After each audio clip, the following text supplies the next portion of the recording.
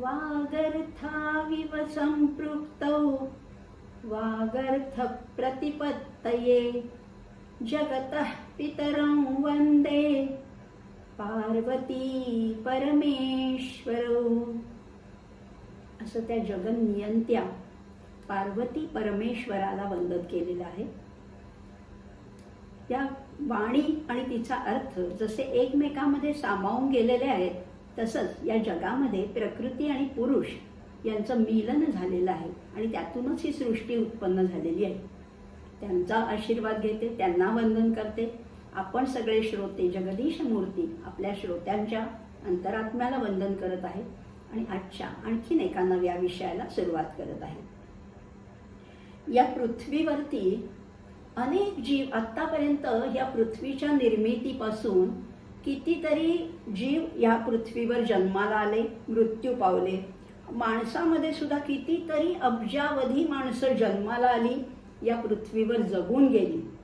परंतु त्यापैकी किती जणांना या आनंदाचा शोध लागला, आनंदाची प्राप्ती किती जणांना झाली असं आपल्याला म्हणता येईल. हे सगळे संत सोडले तर बाकी सगळे माणसं म्हणतात की हे सगळं जीवन आहे ते दुःखमय आहे. सर्वं शून्यम सर्वं दुःखम असं हे रडगाणं चालू आहे. मग हा आनंद आपल्याला का बरं प्राप्त होत नाही? खरं म्हटलं तर ब्रह्माचंच एक लक्षण आहे ते आनंद आहे. सच्चित आनंद हे त्याचं लक्षण आहे. किंवा उपनिषदकारांनी सुद्धा म्हटलेलं आहे, आनंदं ब्रह्म व्यजानात. आनंद हेच ब्रह्माचं खरं स्वरूप आहे. किंवा आचार्य आमचे म्हणतात, शंकराचार्य म्हणतात, योगरतो वा भोगरतो वा संगरतो वा संगविहीनः यस्य ब्रह्मणि रमते चित्तम नंदति नंदति नंदत्येव. आणि तुकाराम महाराज तर म्हणतात, आनंदाचे डोही आनंद तरंग. एवढा हा खरं तर या संपूर्ण सृष्टीमध्ये आनंद भरून राहिलेला आहे. पण तरी सुद्धा प्रत्येकाला खरं तर आनंद हवाच असतो, पण हा सापडत का नाही? एवढा भरून राहिला आहे असं म्हणताय, मग हा सापडत का नाही? तर खरंच आहे, या आनंदाच्या श्रेणी आहेत बरं का. आता आपल्याला काही अगदीच आनंद होत नाही असं नाहीये, पण आपल्याला त्या ब्रह्मानंदाची अनुभूती कधीच येत नाही. उपनिषदामध्ये याचं फार सुंदर वर्णन आहे. आनंदाच्या सुद्धा श्रेणी आहेत किंवा त्याच्या ग्रेड्स आहेत. मानुष आनंद वेगळा, गंधर्व आनंद वेगळा, यक्ष आनंद वेगळा, देवांचा आनंद वेगळा आणि ब्रह्मानंद हा सर्वश्रेष्ठ आनंद आहे. ब्रह्मानंदी टाळी लागणे असं आपण म्हणतो, पण ब्रह्मानंदाचा अनुभव अगदी फारच थोड्या विभूतींना, महात्म्यांना, संतांना, सज्जनांना असा झालेला आहे. पण ह्या ब्रह्मानंदाची आपल्याला खरं तर कल्पना सुद्धा करता येत नाही, कारण आपल्या फुटपट्ट्याच वेगळ्या आहेत, आपली मोजमापच वेगळे आहेत. आपल्याला तो ब्रह्मानंद कसा असतो हे माहितीच नाहीये. मग का नाही बरं हा सापडत? तर त्याचं एक मुख्य कारण आहे, ते म्हणजे अविद्या. आपण सगळे या अविद्येच्या पाशामध्ये, या अविद्येच्या आवरणाखाली अडकलेलो आहोत. आणि खरंच आहे, विश्वामध्ये अविद्या म्हणजे काय? तर विश्वामध्ये सर्वव्यापीपणाने कार्य करणारी जी माया आहे, ती जेव्हा व्यक्तीमध्ये प्रविष्ट होते तेव्हा तिला म्हटलेलं आहे अविद्या. या अविद्या म्हणजेच काय आहे? ते भ्रम आहे. भ्रम काय आहे? तर जिथे तो आनंद लपला आहे, जिथे तो आनंद वास करतोय, तिथे शोध घेण्याचा सोडून आम्ही बाकी सगळीकडे त्या आनंदाचा शोध घेतो. हा भ्रम आम्हाला झालेला आहे. आणि म्हणून या भ्रमामुळे, या अविद्येमुळे आम्हाला काही खरं आत्मस्वरूपाचा विसर पडलाय. अविद्येची एका वाक्यात व्याख्या करायची झाली तर ईश स्वरूपाचा, आत्मस्वरूपाचा विसर पडणं म्हणजेच खरं तर अविद्या आहे. या अविद्येला अनेक आध्यात्मिक ग्रंथामध्ये ग्रंथी म्हटलेलं आहे. भिद्यते हृदय ग्रंथी छिद्यते सर्व संशयाः असं म्हटलेलं आहे. या हृदय ग्रंथी गाठी पडलेल्या आहेत, या अविद्येच्या गाठी पडलेल्या आहेत. किंवा अविद्येला असत म्हटलेलं आहे, काही ठिकाणी तिला तमस म्हटलेलं आहे, कधी तिला अनृत म्हणजे ऋताच्या विरुद्ध अपोजिट शब्द आहे अनृत म्हटलंय, कधी त्याला जाळं म्हटलंय. या अविद्येच्या जाळ्यात हा माणूस अडकलेला आहे. किंवा अविद्येला कधी भास म्हणतात, कधी दृश्य म्हणतात, कधी वाचारंभण म्हटलेलं आहे. अमृतानुभवामध्ये पण याचं फार सुंदर वाचारंभण आहे, कधी विकार म्हटलेला आहे. अविद्येला नावं तर अनेक आहेत, आणि अविद्येमुळे काय होतं, खरे एक महत्वाचा परिणाम होतो तो म्हणजे आनंदाचा लोप होऊन जातो. जिथे जे नाही ना तिथे ते आहे असं वाटणं, हाच मुळे अविद्येचा प्रभाव आहे. बघा ना, हृदयामध्ये आनंद आहे, हृदयामध्ये परमेश्वर आहे, पण आपण शोधतो कुठे, बाहेरच्या जगामध्ये आपण शोधत असतो. आपण तो इंद्रियाच्या माध्यमातनं आपण तो आनंद मिळवण्याचा प्रयत्न करत असतो, आणि ही चूक आपल्याकडनं घडते, आणि ही अविद्येची सगळी करामत आहे. मग माणूस अडकतो तरी कशामध्ये? सत्ता आहे, पैसा आहे, घरदार आहे, मान सन्मान आहे, जिव्हा लौल्य आहे, ही सगळ्यामध्ये आनंद शोधणं ही खरं तर अविद्येची पकड आहे. अविद्येच्या पकडीमध्ये आपण सापडलोय म्हणून आपण नाही तिथेच काहीतरी शोधत जातो. आता हे आम्हाला कळतं बरं का, अगदीच काही आम्ही अडाणी नाही होत. आम्हाला कळतं, आम्ही अनेक पुस्तकं वाचतो, ग्रंथ वाचतो, अभ्यास करतो. आम्हाला कळतं की खरंच हे दृश्य विश्व जे आहे ते सगळं भासमान आहे, संपणार आहे, याच्यात सुख शोधायचं नाहीये. कळतं, पण वळतंय कुठे? आणि म्हणून नेमकं काय होतं, आपल्याला अनुभवही येतात.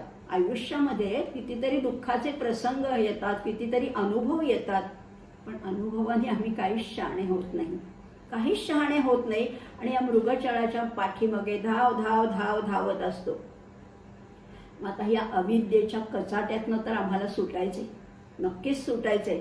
नक्की आम्ही ठरवलंय, निश्चय केलाय. मग त्या अविद्येच्या कचाट्यातनं सुटण्यासाठी आम्हाला दुसरी कुठली तरी विद्या पाहिजे ना. ती विद्या कुठली पाहिजे? तर आपल्याला ब्रह्मविद्येचा शोध घेतला पाहिजे. ब्रह्मविद्या किंवा आत्मविद्या ज्याला म्हणतात, किंवा गीतेमध्ये वचन आहे अध्यात्मविद्या विद्यानां. सर्व विद्यामधली श्रेष्ठ विद्या कुठली आहे? तर अध्यात्मविद्या ही सर्वश्रेष्ठ विद्या आहे. आणि तिलाच उपनिषदकारांनी सुद्धा विद्येचे 2 प्रकार वर्णन केलेले आहेत. एक म्हणजे पराविद्या आणि एक म्हणजे अपराविद्या. परा याचाच अर्थ आहे पलीकडची किंवा श्रेष्ठ, परमश्रेष्ठ अशी विद्या, तिला पराविद्या म्हटलेलं आहे. आणि मग त्याच्या अलीकडे काही विद्या आहेत का? आहेत ना. अपराविद्या सुद्धा अनेक आहेत. या अपराविद्या म्हणजे अलीकडच्या, म्हणजे या भौतिक गोष्टीतलं काही सार सांगणाऱ्या अशा या अपराविद्या सुद्धा आहेत. त्या विद्या कुठल्या आहेत? तर त्याही आहेत, म्हणजे 14 विद्या असं म्हणतो आपण. 14 विद्या तरी कुठल्या आहेत? 14 विद्या या सुद्धा अपर आहेत, श्रेष्ठ आहेत बरं का, पण अपर आहेत, म्हणजे त्या अलीकडच्या आहेत. आणि म्हणूनच उपनिषदामध्ये म्हटलंय नायमात्मा प्रवचनेन लभ्य न मेधया न बहुधा श्रुतेन. खूप अभ्यास करून तो परमात्मा किंवा आत्मा मिळणार आहे का? नाही. पण ह्या विद्यांचा अभ्यासच करायचा नाही का? तर करायचा ना, जरूर करायचा. उलट त्या आपल्याला तिथपर्यंत नेणारे आहेत. त्या 14 विद्या कुठल्या आहेत? तर पहिले आहेत 4 वेद. वेदांना विद्या म्हटलेले 4 वेद. कुठले वेद आहेत? ऋग्वेद आहे, सामवेद आहे, यजुर्वेद आहे आणि अथर्ववेद आहेत. हे 4 वेद आहेत. त्याची 6 वेदांग आहेत. त्याची अंग कुठली आहेत? तर वेदांग म्हणजे कल्प आहे. कल्पमध्ये काय आहे? तर धार्मिक विधी कसे करायचे, व्रतांचं वर्णन करणारं शास्त्र हे कल्पमध्ये येतं. ज्योतिषमध्ये ग्रहगती जाणण्याची विद्या येते, हे दुसरं अंग झालं. निरुक्तमध्ये कठीण शब्दाचे अर्थ आहेत आणि सगळ्यात महत्त्वाचं म्हणजे त्याच्यामध्ये व्युत्पत्ती शास्त्र आहे.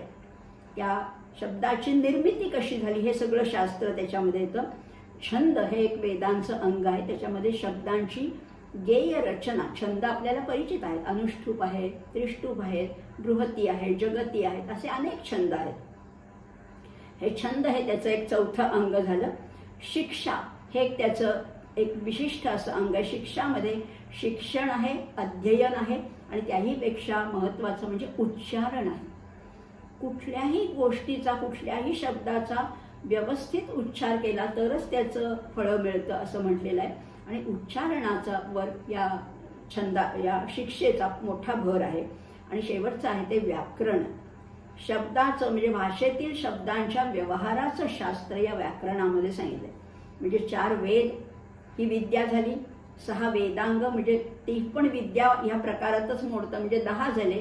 आणि त्याच्या पलीकडे आणखीन काय आहे? तर न्याय आहे, मीमांसा आहे, पुराणं आहेत आणि धर्मशास्त्र, अशा 4 आणखीन त्याच्यामध्ये जर का मिसळले तर अशा या 14 विद्या तयार होतात. या 14 विद्यांचा अभ्यास नक्कीच करायला पाहिजे, जरी त्या अपराविद्या असल्या तरी.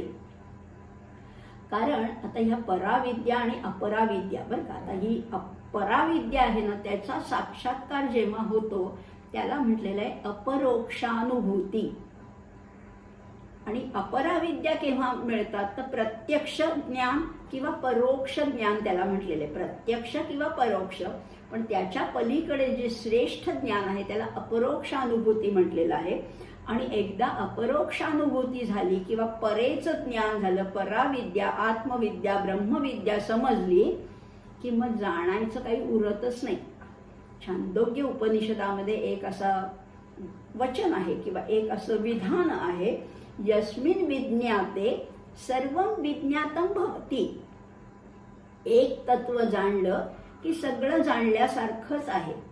किंवा गीतेमध्ये वचन आहे, यज्ञात्वा नेह भूयो न्यज्ञातव्यम अवशिष्यते. एक जाणलं की सगळं जाणल्यासारखं आहे. माती जाणली की त्या मातीचे वेगवेगळे आकार आहेत. वाचारंभण याच्यामध्ये त्या वाचेचे प्रकार आहेत. एकाला आपण पणती म्हणतो, एकाला माठ म्हणतो, एकाला घडा म्हणतो, एकाला रांजण म्हणतो, एकाला फ्लॉवर पॉट म्हणतो.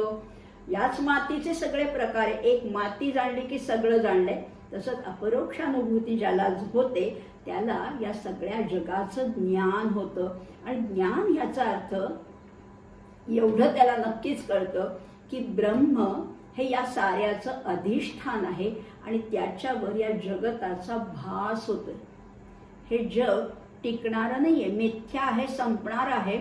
जसा रज्जूवर सर्पाचा भास होतो तसाच या ब्रह्मावरती या जगताचा केवळ भास आहे. आणि ही अपरोक्षानुभूती झाली ना की हे जग संपूनच जातं. त्याच्या दृष्टीने संपून जातं याचा अर्थ जगताचा नाश होत नाही बरं का. जग संपत नाही, जग बुडत नाही. त्याच्या पुरतं ते संपून जातं, त्याच्या पुरतं शिल्लक उरतं ते केवळ ब्रह्म. संपूर्ण विश्वामध्ये अगदी पर्वत असेल, नद्या असेल, दऱ्या असतील, डोंगर असतील, झाडं, वेली, पशु, पक्षी, किडा, मुंगी या सगळ्यामध्ये त्याला ब्रह्माचं दर्शन घडतं. आणि या जगताचा भास आहे तो पूर्णपणाने लोपून जातो असं म्हटलेलं आहे. आणि त्यामुळे पराविद्या महत्वाची आहे. पराविद्येने जे समाधान मिळतं ते अपराविद्येने निश्चितच मिळत नाही. मग अपराविद्या जाणायच्याच नाहीत का? तर जाणायच्या ना. अपराविद्या मुद्दाम जाणून घ्यायची आहे. कारण जसं अपराविद्येचा जसा उत्कर्ष होत जातो ना तसं आपल्याला किती अज्ञान आहे हे कळायला लागतं. आपण किती अज्ञानी आहोत याची तीव्रपणाने जाणीव होण्यासाठी या अपराविद्यांचा सुद्धा अभ्यास करायचा आहे. आणि ही जाणीव अध्यात्म मार्गामध्ये फार मोलाची आहे. खरं म्हटलं तर हे अध्यात्म मार्गावरचं, या रस्त्यावरचं हे पहिलं पाऊल आहे की अज्ञानाची आधी जाणीव होणं. नाहीतर मग आम्ही स्वतःला शहाणे समजण्यात फारच पारंगत आहोत. आम्हाला वाटतं की आम्हाला सगळं येतं, आम्ही एवढे शिकलोय, आम्ही एवढ्या पदव्या मिळवल्यात, आमचा एवढा हुद्दा आहे, आमची अशी नोकरी आहे, आमचा असा व्यवसाय. काही त्याचा उपयोग नाही. जेव्हा पराविद्या, अध्यात्मविद्या, आत्मविद्या समजते तेव्हा हे सगळं फोल ठरतं त्याच्या पुढे. असं म्हटलेलं आहे मनाच्या श्लोकात, तर समर्थ फार सुंदर सांगतात, कळेना कळेना कळेना ढळेना, ढळेना ढळे संशयोही ढळेना. जोपर्यंत, आणि खरंच आहे अध्यात्म मार्गातली ही गंमत आहे, आपल्याला अज्ञान तर असतंच पण आपण अज्ञानी आहोत हेच मुळे कळत नाही. माझं अज्ञान आहे हे कळणं ही खरं तर ह्या मार्गावरची पहिली पायरी आहे. किंवा असं म्हणतात की ब्रह्म जाणलं मी, मला ब्रह्म समजलं, मला ब्रह्म कळलं, मी ब्रह्म जाणलं असं म्हणणारा सर्वात मूर्ख आहे. सर्वात मूर्ख आहे. कारण जो ब्रह्म जाणतो तो कधीच सांगायला येत नाही. आणि जे सांगतात त्यांना कधीच ब्रह्म कळलेलं नसतं. आणि म्हणूनच समर्थ सुद्धा म्हणतात, जनी म्हणे जाणता तो जनी मूर्ख आहे, अतर्काशी तर्की असा कोण आहे? कोणी नाहीच आहे. हे ब्रह्म समजायला कठीण आहे. पण जेव्हा आत्मविद्या, आत्मज्ञानाची प्राप्ती होते तेव्हा त्या ब्रह्माशी तो तद्रूप होऊन जातो. ब्रह्मविद ब्रह्म एव भवती असं म्हटलेलं आहे. अशा वेळेला ह्या मार्गावरनं चालत असताना, पराविद्येच्या दिशेने चालत असताना हळूहळू अविद्येचा अंमल क्षीण व्हायला लागतो. अविद्येचा अंमल आहे, सर्वांवर आहे, पण तो क्षीण व्हायला लागतो. आणि मग असा क्षीण झालेला असताना आपोआप सद्गुणांचं संवर्धन करता येतं. सद्गुणांचं संवर्धन होता होता चित्तशुद्धी होते आणि चित्तशुद्धी झाली की आपोआप आत्मज्ञानाची अनुभूती सुद्धा यायला लागते. असा हा आत्मानंदाकडे, ब्रह्मानंदाकडे हा प्रवास सुरू होतो. त्यामुळे या 14 विद्याही जाणून घ्यायला पाहिजेत. आपण, आपला विषय आहे तो संख्या आणि संज्ञा असा विषय आहे. आपण सध्या संख्या आणि संज्ञा याच्यावर बोलतोय. काही अध्यात्मातले पारिभाषिक शब्द आणि काही संख्या. आता आपण 14 विद्यांचं त्याच्याबद्दल बोललो, पण ह्याच्या 14 विद्यांच्या जोडीला लगेचच एक शब्द जोडीनेच येतो, तो म्हणजे 64 कला. 64 कला आहेत. कुठल्या कुठल्या कला आहेत तर 64 तर आहेतच, पण त्याच्यामध्ये व्यवहारातल्या या सगळ्या ज्या कला आहेत ना, त्या सगळ्या व्यवहारातल्या. म्हणजे त्याच्यामध्ये धातुशास्त्र आहे, त्याच्यामध्ये वृक्षाविषयीचं ज्ञान आहे, वृक्षायुर्वेद आहे, शिष्टाचार आहे, वागावं कसं समाजात, ही सुद्धा एक कला आहे बरं का. व्यायामाची शास्त्रोक्त स्थिती काय असावी हेही सांगितलेलं आहे. पाककला आहे, मुलांचं मनोरंजन कसं करावं हेही सांगितलं आहे. वस्त्र प्रावरण, दागिने बनवण्याची कला आहे, ज्याला आपण म्हणतो एजिंग कमी करण्यासाठी कायाकल्प, म्हणजे म्हाताऱ्या वृद्धाला तरुण करण्याची सुद्धा एक कला आहे, त्याला कायाकल्प म्हटलेलं आहे. सुगंधी द्रव्य आहेत, द्यूत कला आहे. एवढंच कशाला हो, फसवण्याची सुद्धा एक कला आहे. जाहिरात ही सुद्धा एक कला आहे. त्याच्या जोडीला नृत्य ज्ञान आहे, उदकवाद्य म्हणजे ज्याला आपण जलतरंग म्हणतो तीही कला आहे. अभिनय आहे, गारुड विद्या आहे, ज्याला हिप्नॉटिझम म्हणतो. गारुड करण्याची जादूगरी, बाजीगरी सुद्धा आहे. कोरीव काम, लाकडावर कोरीव काम आहे. प्रतिमाला किंवा ज्याला आपण अंताक्षरी म्हणतो ते सुद्धा ही एक कलाच आहे. अशा कितीतरी 64 कलांचं वर्णन ह्याच्यामध्ये संख्याशास्त्रामध्ये केलेलं आहे. 64 ही संख्याच आधी इतकी वेगळी आहे. 64 योगिनी सुद्धा प्रसिद्ध आहे. 64 योगिनी आहेत असं म्हटलं जातं. 64 ही संख्या काय आहे तर 64 ही संख्या खरं तर वर्ग संख्या आहे. 8चा वर्ग आहे. 8 गुणिले 8 बरोबर 64. मग आज आपण 8 बद्दलच जाणून घेऊया का. मोठ्या संख्यांकडनं आपण लहान संख्यांकडे चाललो. 18 पद्मापासून सुरुवात केली आहे. 11 बघितल्या, 10 बघितल्या, 9 बघितल्या. आज आपण 8 संख्येबद्दल बोलूया. 8 संख्या, अष्ट. या अष्टसंख्या म्हटल्यावर आपल्या डोळ्यापुढे समोर काय काय येतं. अष्टविनायक येतात, अष्टप्रहर येतात, अष्टप्रधान आहे, अष्टसात्विक भाव आहेत, अष्टसिद्धी आहेत, अष्टनायिका आहेत. किती हो, 8 8 8चे किती समूह आहेत. किती बोलावं तेवढं कमीच आहे. पण बघा ना, किंवा एखाद्या अतिशय व्यस्त माणसाला आपण म्हणतो अष्टावधानी आहे. हा मनुष्य किंवा शिवाजी महाराजांचं वर्णन नेहमीच केलं जातं, त्यांना अष्टावधानी म्हटलेलं आहे.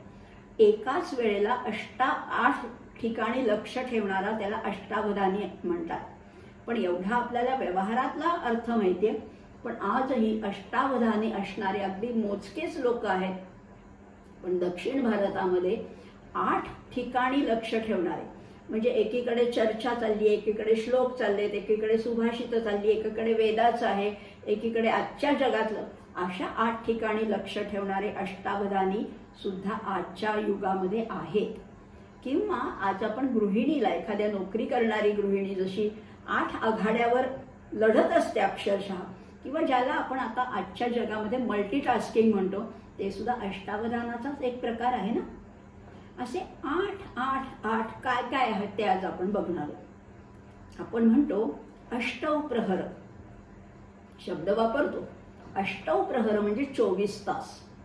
एका प्रहरामध्ये 3 तास असतात असं साधारणपणे मानलं जातं. अष्टप्रहराचे 8 भाग तरी कुठले कुठले आहेत. तर एक आहे तो म्हणजे निशांत. निशांत शब्दामध्ये त्याचं 2 प्रकारांनी त्याची फोड करता येईल. एक म्हणजे निशेचा अंत, किंवा रामायणामध्ये ज्याला, किंवा योग वासिष्ठामध्ये ज्याला म्हटलेलं आहे उत्तर रात्र. उत्तर रात्र म्हणजे साधारण 2-2:30च्या नंतर, पण ब्राह्ममुहूर्त 2-2:30 ते साधारण 5 पर्यंतचा जो मुहूर्त आहे, जी वेळ आहे, त्याला निशांत म्हटलेलं आहे किंवा तेव्हा निशा संपत आलेली असते, हा एक अर्थ झाला. आणि निश्चयाने निग्रहाने शांत अवस्था असते म्हणून त्याला निशांत म्हटलेलं आहे. हा झाला एक प्रहर. एक प्रहर नाही, एक भाग निशांत. त्याच्यानंतर आहे प्रातःकाल, सूर्य उगवण्यापूर्वीचा काही काळ, म्हणजे अगदी आकाश केशरी दिसायला लागतं किंवा अगदी जस्ट थोडीशी एक तेजाची एक रेषा दिसायला लागते, तो प्रातःकाळ आहे. आणि त्याच्यानंतर सूर्य उगवेपर्यंत, उगवल्यानंतर काही काळपर्यंत ह्याला प्रातःकाळ असं म्हटलेलं आहे. त्याच्यानंतरचा जो कोवळ्या उन्हाचा काळ असतो, साधारण सकाळी 7-7:30 पासून 10-10:30 पर्यंतचा जो काळ असतो, त्याला म्हटलेलं आहे पूर्वान्ह. कच्ची धूप असं हिंदीमध्ये म्हणतात किंवा आपण कोवळी ऊन म्हणतो, ह्याला पूर्वान्ह म्हटलेलं आहे. माध्यान्हमध्ये 11-11:30 पासून 2-2:30 पर्यंतचा काळ आहे, त्याला माध्यान्ह. म्हणजे जेव्हा सूर्य अगदी तळपता असतो, डोक्यावर असतो, त्याला माध्यान्हीचा काळ म्हटलेला आहे. अपराह्न म्हणजे काय, साधारण 2:30-3 पासून थोडी जेव्हा उन्ह कलती होतात, त्याला अपराह्न म्हटलेलं आहे. साधारण 5 वाजेपर्यंत, 2:30 ते 5 वाजेपर्यंतचा काळ जो आहे त्याला अपराह्न म्हटलेलं आहे. 5 ते 7-7:30 पर्यंतचा आहे, त्याला सायाह्न म्हटलेलं आहे. सायंकाळ किंवा ज्याला आपण कातर वेळ म्हणतो, सांज वेळ म्हणतो, तो सायाह्न आहे. त्याच्यानंतर दिवे लागणीची जी वेळ आहे त्याला प्रदोष म्हटलेलं आहे. 7-7:30 पासून 9:30 पर्यंतचा जो काळ आहे त्याला प्रदोष म्हटलेला आहे. आणि त्याच्या पुढे 9:30-10 नंतर 12-12:30 पर्यंतची जी आहे तिला निशा किंवा यामिनी किंवा रजनी म्हटलेले आहे. असे हे अष्टौ प्रहर आहेत. अष्टौ प्रहर म्हणजे सतत अविरत ज्याला म्हणतात, त्याला अष्टौ प्रहर आहेत. पण त्याचे हे 8 भाग आपण पाहिले, निशांत, प्रातःकाल, पूर्वान्ह, माध्यान्ह, अपराह्न, सायाह्न, प्रदोष आणि निशा, असे हे 8 त्याचे विभाग पडतात.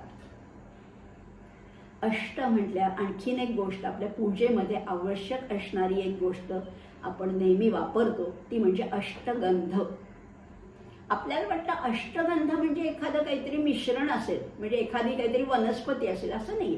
ते खरं तर मिश्रण आहे. कशाचं मिश्रण आहे, तर अनेक सुगंधी द्रव्यांचं मिश्रण करून अष्टगंध बनवलं जातं. त्याच्यामध्ये काय काय येतं, तर कस्तुरी आहे, केशर आहे, कृष्णागरू आहे. अगरू, उदबत्तीला अगरबत्ती म्हणतात. उदबत्तीचं जे सुवासिक द्रव्य असतं त्याला अगरू म्हटलेलं आहे. आणि ते जेव्हा काळं असतं तेव्हा त्याला कृष्णागरू म्हटलेलं आहे. आणि मलयगिरीच्या प्रदेशामध्ये त्याला मलयागरू असं म्हटलेलं आहे. मग या अष्टगंधामध्ये काय काय असतं, तर कस्तुरी आहे, केशर आहे, कृष्णागरू आहे आणि मलयागरू आहे. त्याच्यानंतर गोरीचन आहे किंवा गोरोचन म्हणतात त्याला, ते आहे. आणि 3 प्रकारची चंदन आहेत. एक साधं आपलं लाकडी म्हणजे झाडाचं चंदन आहे, एक गोपी चंदन आहे आणि एक रक्तचंदन आहे.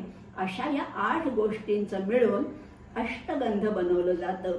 म्हणजे कस्तुरी, केशर, कृष्णागरू, मलयागरू, गोरीचन, चंदन, गोपीचंदन आणि रक्तचंदन, ह्या 8ांचा समूह असतो.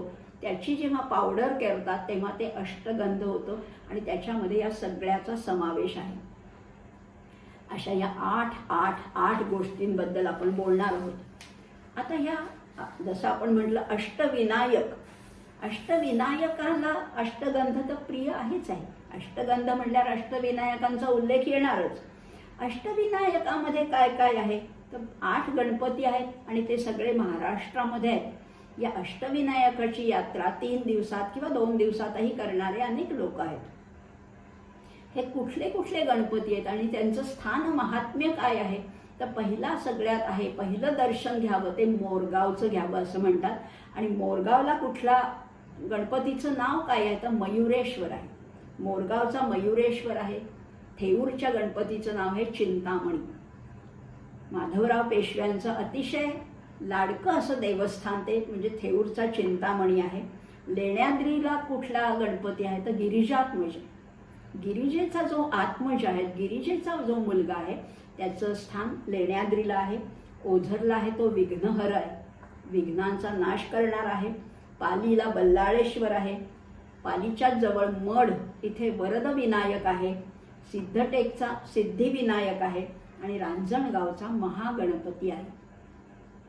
अशा या अष्टविनायकांना या 8 संख्येमध्ये अतिशय मानाचं स्थान आहे. असे हे अष्टविनायकही आपण पाहिले. त्याचबरोबर अष्टधा प्रकृती तर बघणारच आहोत आपण, पण त्यापूर्वी 8 प्रकारच्या विवाहांना मान्यता आहे.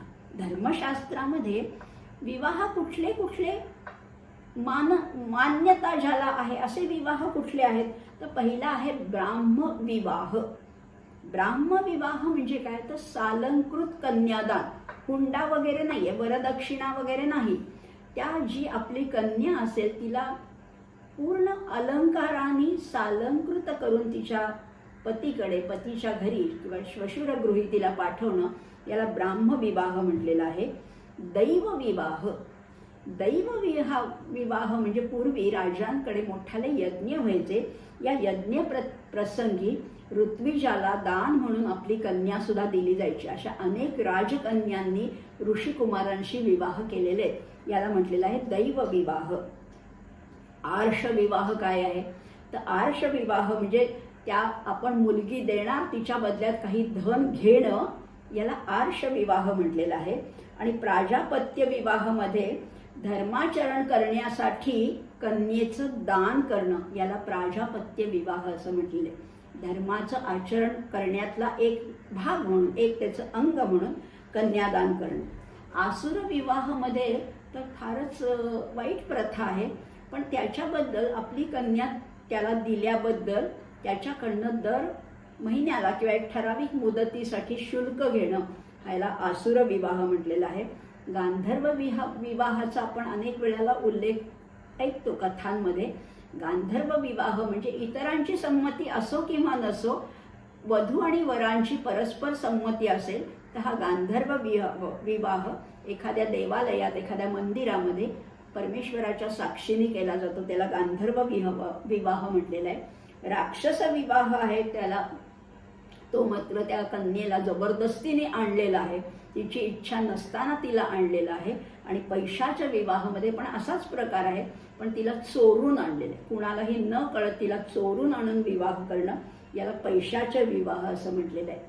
असे आपण 8 प्रकार बघतोय. आपल्या या सामान्य ज्ञानामध्ये भरही याच्यामुळे पडणार आहे. आपण अनेक या संज्ञा तर ऐकतो, संख्या ऐकतो, पण त्याचा नेमका अर्थ माहिती नसतो. पण आपण आता ह्याच्यामध्ये अष्टगंध पाहिलं, अष्टप्रहर पाहिलं, अष्टावधान म्हणजे काय, अष्टविनायक म्हणजे काय, अष्टविवाह म्हणजे काय आणि अष्टगंध म्हणजे काय, अशा अनेक बघतोय आपण.